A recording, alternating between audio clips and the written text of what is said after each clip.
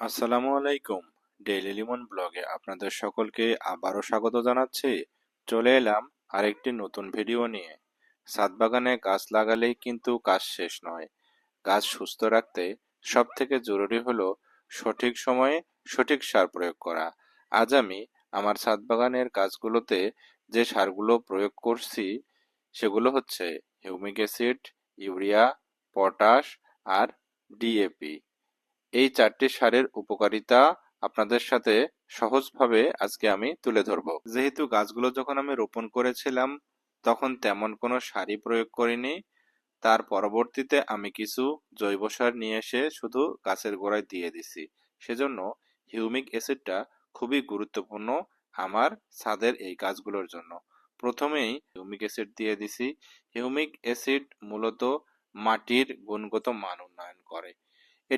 এটা মাটিকে নরম করে, পানি ধরে রাখার ক্ষমতা বাড়ায় এবং গাছের শিকড়কে শক্ত করে। গাছের নতুন শিকড় গজাতে সাহায্য করে, সার দ্রুত শোষণ করতে সাহায্য করে এবং গাছকে স্ট্রেস থেকে রক্ষা করে।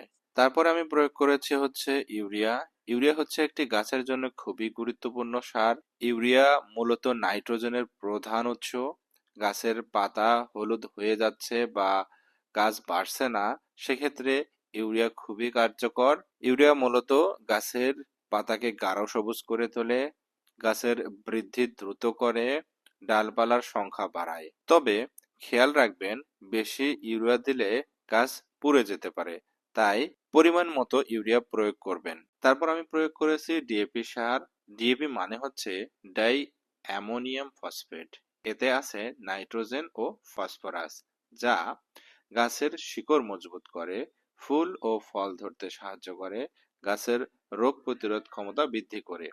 বিশেষ করে ফুল ও ফলের গাছে ডিএপি খুবই উপকারী। এরপর আমি আরো একটি সার প্রয়োগ করেছি, সেটি হচ্ছে পটাশ। পটাশ সার মূলত গাছের সামগ্রিক শক্তি বাড়ায়। পটাশ সার প্রয়োগের ফলে ফলের আকার বড় করে, ফলের স্বাদ ও রং উন্নত হয় এবং রোগবালাই কমে যায়। যেসব গাছে ফল আসে, যেমন টমেটো, মরিচ, লাউ, সেগুলোতে পটাশ খুবই দরকারি। আমার ছাদ বাগানে যতগুলো গাছ ছিল সবগুলোতেই আমি সার প্রয়োগ করেছি এবং সার প্রয়োগ করার পরিমাণটা কিন্তু খুবই সামান্য।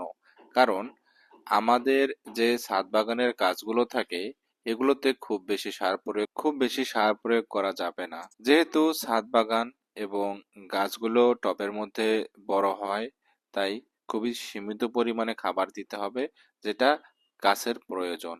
প্রয়োজনের অতিরিক্ত সার দিলে গাছের পাতা জ্বলে যাবে অথবা অতিরিক্ত সার দেওয়ার পরে শিকড় পচে যাওয়ার কারণে গাছ মারা যাবে। আপনারা চাইলে পরিমাণ ঠিক রাখার জন্য একটি চা চামচ নিতে পারেন। প্রত্যেকটি গাছের গোড়ায় 1 চা চামচ করে সার প্রয়োগ করবেন। ইনশাল্লাহ তাতে কোনো অসুবিধা হবে না এবং গাছগুলো খুব ভালোভাবে তাদের প্রয়োজনীয় পুষ্টি পেয়ে যাবে।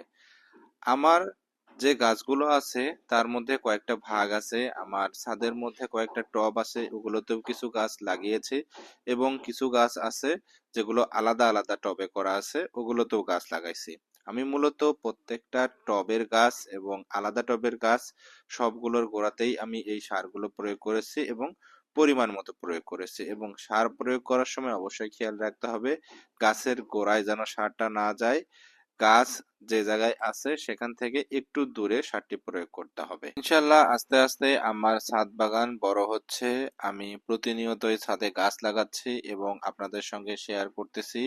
ইনশাল্লাহ পরবর্তীতে আমি আমার গাছগুলোতে কিভাবে কি পরিমাণ সার প্রয়োগ করতেছি সেটা আলাদা করে ভিডিও করে আপনাদেরকে দেখাবো। আজ যে 4টি সারের কথা আপনাদের সঙ্গে আলোচনা করলাম, এই 4টি সার ছাদ বাগানের জন্য খুবই গুরুত্বপূর্ণ।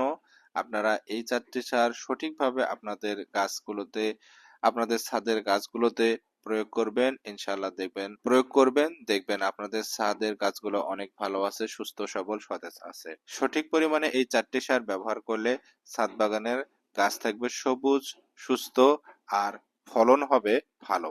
তো আজকের ভিডিও এই পর্যন্তই।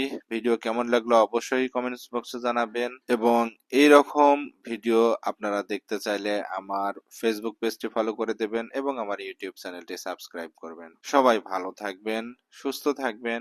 আমি এবং আমার পরিবারের জন্য সকলে দোয়া করবেন। আল্লাহ হাফেজ।